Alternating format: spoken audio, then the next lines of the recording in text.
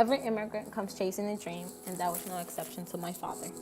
In 1997, he decided to migrate to the United States. He came to the United States chasing better opportunities, such as better education for his children, a better job with a salary that was good enough to live by, and also with the hopes of one day owning his own home.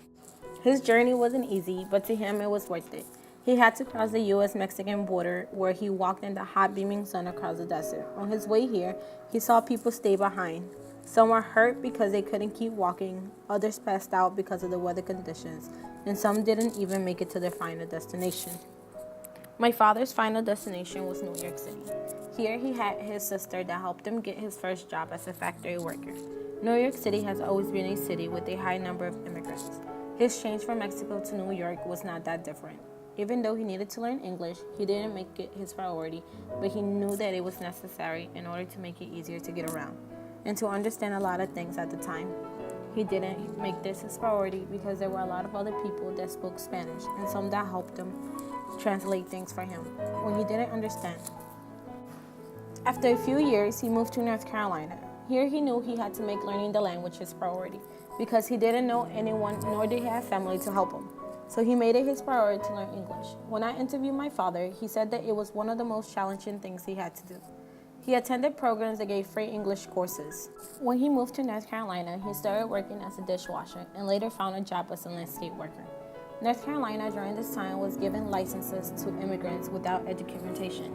This helped him in his landscaping job by being promoted to a landscape foreman, which oversees projects and crew members. After this, everything started to change. His salary was higher, and he was able to get a house with my mother, a rent-to-own home. Things seemed to be going fine. My dad was able to, in some way, say that he achieved what he dreamed of. But little did he know that all of that was going to vanish soon. In 2010, everything took a really bad turn. He was stopped by a cop because for some reason the car was showing that it didn't have no insurance. His license was expired at that time too, and there was nothing he could do.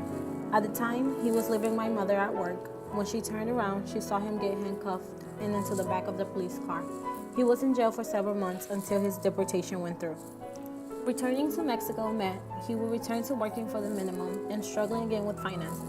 Returning to Mexico also meant getting used to the lifestyle that he left behind a long time ago. This was going to be the first time he was back in his homeland. Getting used to this lifestyle struggles was going to be a lot harder than it was living in the U.S. After living in the U.S. for over a decade, he didn't know what to expect when he went back to Mexico.